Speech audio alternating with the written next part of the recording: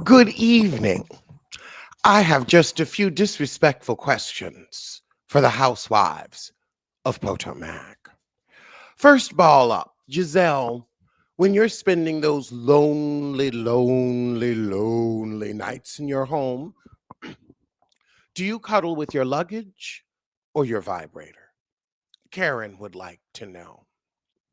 Ashley Darby, now, we've let your flammable fabrics and fashions go for so long, but now you think you're going to inflict the populace with GNA. We can tell you don't have any style in your DNA because you have body. You have a tight, firm tuchus. You've got Demi and Diamond, yet you always look like Dress and Barn.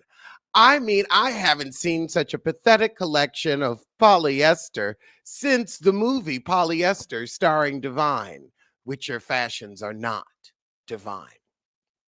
Wendy Osefo, you have 4 degrees, yet you couldn't figure out Giselle wasn't for you. How's that working out? Karen Huger, wine or liquor? Wine or liquor? That's what I would like to know. Or beer. Or beer.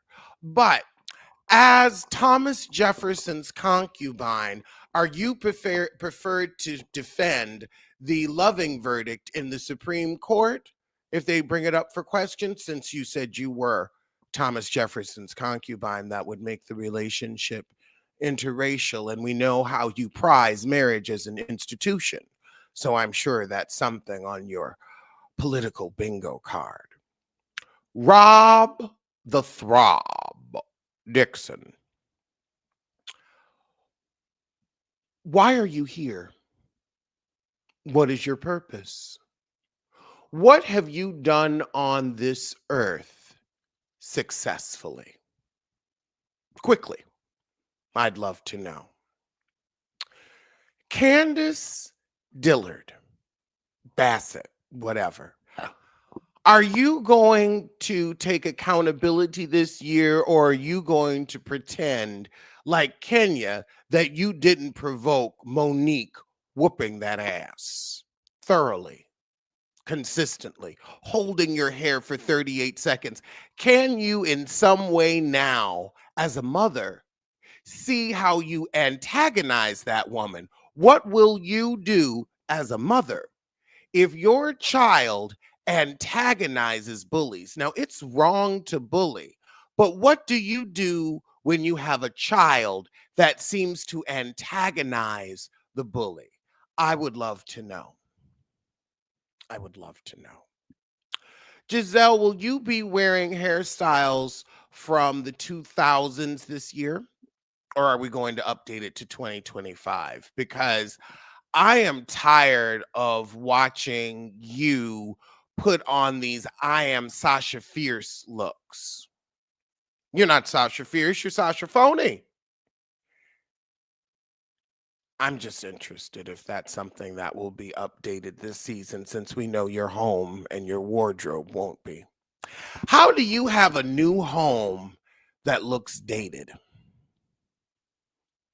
How does that work? How do you spend all of that money and it still looks like 2013? But the house wasn't finished until 2018. How did you do that? How did you manage to go back 5 years in time? Is it because everything you got for the house was on discount?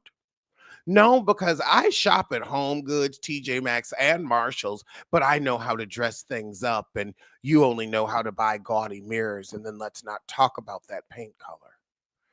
Actually, yes, let's talk about paint color. Are you colorblind, Giselle?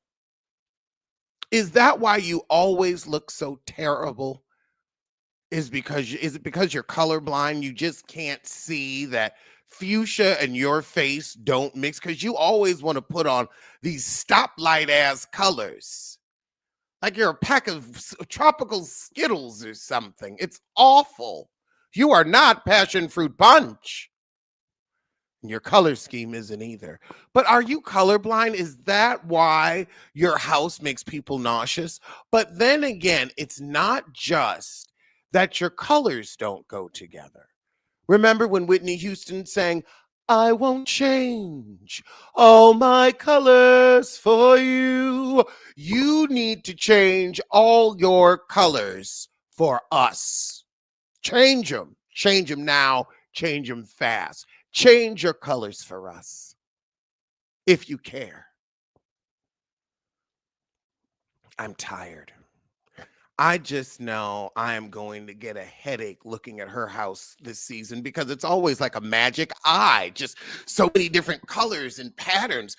But as I cut myself off, as I was saying, it can't just be your color blindness that causes your poor sense of style because you always pick the most fucked up fabric, the most flammable fabric, stretchy fabric to cover those cankles, those stovepipe legs. I hope that's not fluid.